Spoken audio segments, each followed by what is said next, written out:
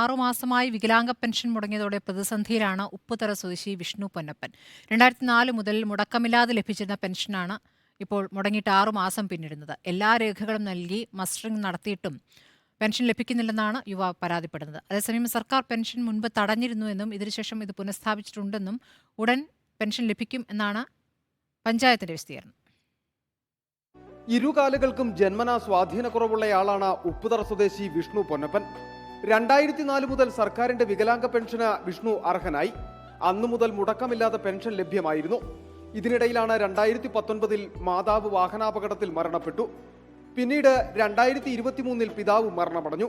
ഉപജീവനത്തിനായി lottery വിൽപ്പന ഉണ്ടായിരുന്നെങ്കിലും വാഹനം കേടുപാട് വന്ന് നഷ്ടമായതോടെ ലോട്ടറി വിൽപ്പനയും നിലച്ചു. നിലവിൽ പെൻഷൻ മാത്രമായിരുന്നു ആശ്രയം. എന്നാൽ 2023 ജൂലൈ മുതൽ ഇതും നിലച്ചിരിക്കുന്ന അവസ്ഥയാണ്.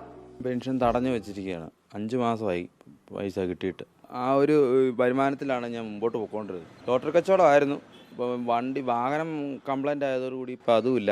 ഇപ്പം ഈ പെൻഷൻ കിട്ടിയതായിരുന്നു ഒരു പ്രതീക്ഷ. അപ്പം അതിപ്പോൾ കിട്ടുന്നില്ല. 5 മാസമായിട്ട് കിട്ടാതായി. ആകപ്പാടെ ബുദ്ധിമുട്ടിലായിപ്പം. എല്ലാവരും പറഞ്ഞ പേപ്പറുകളെല്ലാം കൊടുത്തു. അവിടെ അക്ഷയയിൽ പോയി ഇതെടുത്തു. എല്ലാം ചെയ്തു കൊടുത്താൽ. പക്ഷേ ഇതുവരെ കിട്ടിയിട്ടില്ല. അത് കിട്ടാതെ ഒരു മാർഗ്ഗവുമില്ല, ഒരു നിവൃത്തിയില്ലായിരിക്കും.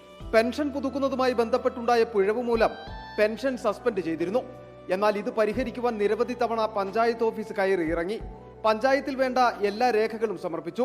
ഉടൻ തന്നെ പെൻഷൻ ലഭ്യമാക്കും എന്ന മറുപടിയാണ് ഞങ്ങൾ ബന്ധപ്പെട്ടപ്പോഴും പഞ്ചായത്ത് അധികൃതരിൽ നിന്നും ലഭിക്കുന്നത്. മാതാപിതാക്കൾ മരണപ്പെട്ടതോടെ ബന്ധുവീട്ടിൽ ഇവരുടെ സഹായത്താലാണ് ജീവിതം വിഷ്ണു മുമ്പോട്ട് കൊണ്ടുപോകുന്നത്. പെൻഷൻ ലഭിക്കുന്നതിനുള്ള അടിയന്തര ഇടപെടൽ വേണമെന്ന ആവശ്യമാണ് വിഷ്ണു സർക്കാരിന് മുന്നിൽ വയ്ക്കുന്നത്.